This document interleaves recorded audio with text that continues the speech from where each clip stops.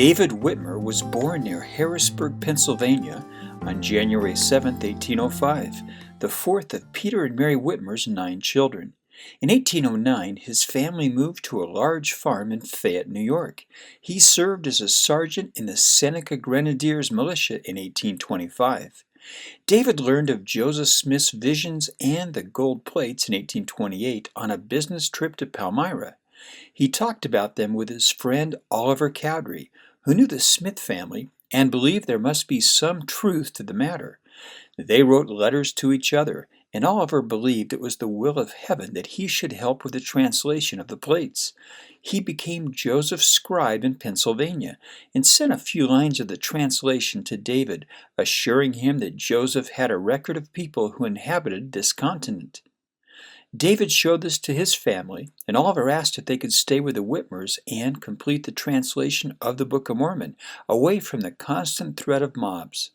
Lucy Smith wrote that David's father said he needed to first finish sowing wheat in the next few days and spreading plaster of Paris to fertilize the soil.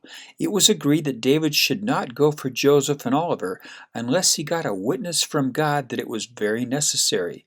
He prayed that he would go if he were able to do the work sooner than had ever been done before on the farm. To everyone's amazement, he was able to do 2 days of work in only one, and Father Whitmer believed there must be some overruling power in this thing.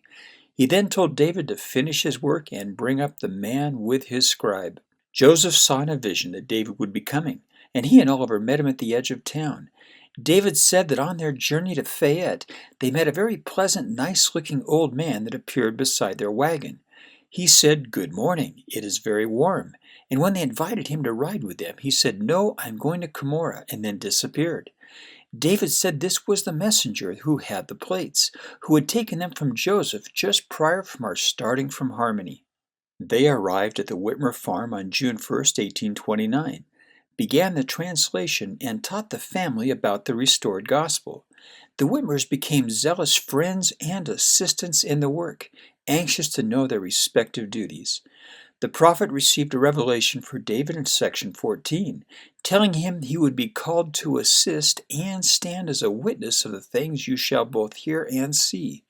Then he received sections 15 and 16 for David's brothers, John and Peter. David told a story about his mother Mary, who was tired because of the extra work needed to care for Joseph, Emma, and Oliver. As she went to milk the cows one morning, she was met by an old man who told her that she had been very faithful and diligent in her labors, but was tired. He showed her the gold plates as a witness to strengthen her faith, and she was then able to carry the extra burden.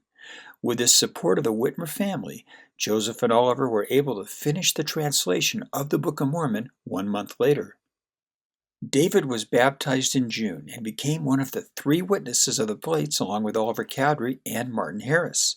He said that he saw a light, not like the sun nor fire, but more glorious and beautiful, and he heard the voice of the Lord as distinctly as he ever heard anything in his life, declaring that the Book of Mormon plates were translated by the gift and power of God. He also saw a table with the gold plates, Sword of Laban, Liahona, Urim and Thummim, and other Book of Mormon artifacts.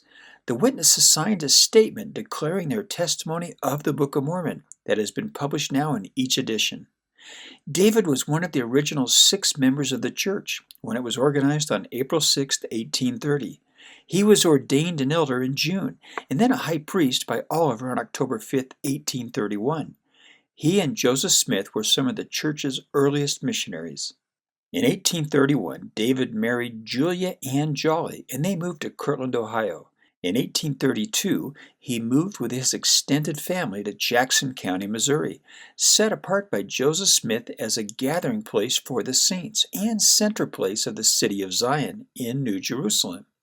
But persecution drove the saints out in the winter of 1833. On July 7, 1834, Joseph ordained David as president of the High Council in Zion and president of the church in Missouri. Joseph said he would become his own successor if he did not live to God. Oliver became the associate president of the church on December 5, 1834. In February 1835, David Oliver Cowdery and Martin Harris were called to select 12 men who would become the first quorum of the 12 apostles ordained in this dispensation. David and his counselors, W. W. Phelps and brother John Whitmer, presided over the church in Missouri until the summer of 1837. The Kirtland Safety Society Bank failed, and Joseph Smith and Sidney Rigdon moved to far west Missouri to avoid arrest. A struggle with leadership led to the dissolution of the presidency of the Missouri Church, and David resigned as president in February 1838 and separated from the church.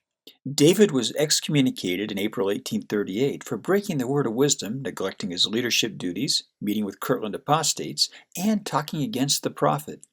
Other dissenters wanted to keep their land in Caldwell County, Missouri, and the church leadership called for their expulsion. A secret society called the Danites warned them to depart, and David and his family fled in June to Richmond, Missouri. When dissenters complained to non-Mormons in Missouri about being forced to move and leaving their property, they filed lawsuits to recover them, and David used his position as one of the 3 witnesses to condemn the church. Violence grew, leading to the 1838 Mormon War, and in October, Missouri Governor Lilburn Boggs issued the Mormon Extermination Order, authorizing deadly force in their removal. Most of the saints were expelled from Missouri by early 1839.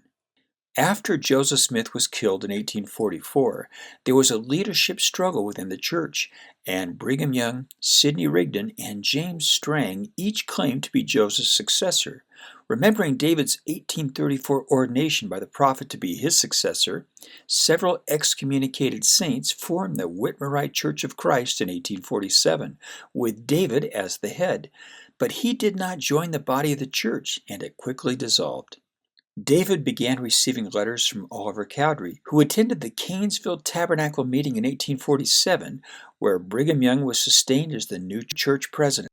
Oliver bore his testimony of Joseph Smith and the Book of Mormon, requested readmission into the church, and was rebaptized. He traveled to Richmond and tried to persuade David to move west with him to rejoin the saints in Utah Territory, but Oliver died in March 1850. David owned a livery stable in Richmond, was a prominent and respected citizen, and was elected mayor in 1867. In 1876, he reorganized the Whitmerite Church of Christ and ordained his nephew, John C. Whitmer, as the first elder. In 1881, an account was published suggesting that David had been deceived about the Book of Mormon, but David published his own proclamation, reaffirming his testimony of it. He attached an affidavit of his honesty and standing in the community and ordered his testimony to be placed on his tombstone. In 1887, he published an address to all believers in Christ, where he bore his testimony of the Book of Mormon, even though he denounced branches of the saints. A year before he died, David responded to 2 encyclopedias that claimed the 3 witnesses denied their testimonies of the Book of Mormon. I will say once more to all mankind that I have never at any time denied that testimony. I also testify to the world that neither Oliver Cowdery or Martin Harris ever denied their testimony. They both died affirming the truth of the divine authenticity of the Book of Mormon. 3 days before his death, David called his family and doctor to his bedside and asked if he was in his right mind. His doctor said he was, and David told them, "I want to give you my dying testimony. You must be faithful in Christ. The Bible and the record of the Nephites, the Book of Mormon, are true, so you can say that you have heard me bear my testimony on my deathbed."